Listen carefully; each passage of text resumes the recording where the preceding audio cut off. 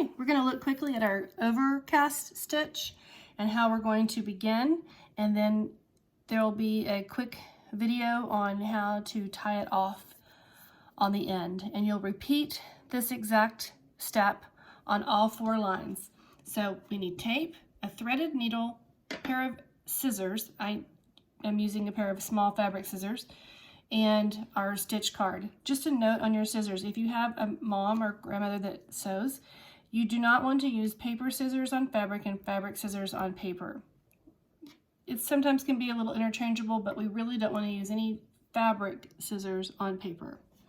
So I'm going to move those aside because I don't need those until I'm cutting my thread. I have tape here that I've already torn off 4 little pieces like so and put them on the edge of my table. I don't think I'll need any more than that. And then I have my threaded needle, which I've tied off at the end. We want to make sure that when we tie off at the end that we don't have a huge tail.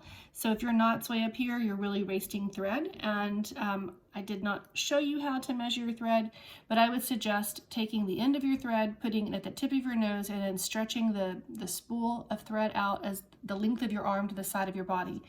And that way you have the perfect length of thread. Do not have it any longer than that. Okay, I'm going to take it out of my patch.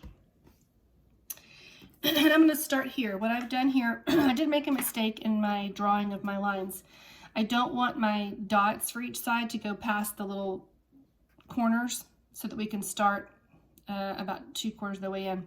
So I have number 1, which is my line across here, and number 2, my line across here, 3, line across there, 4, line across there. Each one of these dots, as you know, is a 1/4 inch apart, and we're not going to flip our paper back over like this while we're sewing. We're going to keep our needle and we're going to sort of feel for where it needs to go. We want our thread to come through that black dot right there. And I'm going to very carefully pull it through, and notice that I hold my fingers like so, and I'm going to turn it over just this one time. And because I'm not using fabric, the thread will pull through. So I'm going to go ahead and tape it down. You only need to do that at the beginning when you're sewing, okay? So now my thread is at the very beginning of my first line. So I'm going to take my needle and I'm going to pull this up just a little.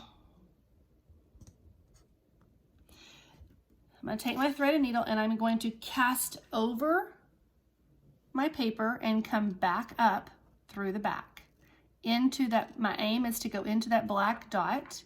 I like to hold my finger right here just to keep it from tangling.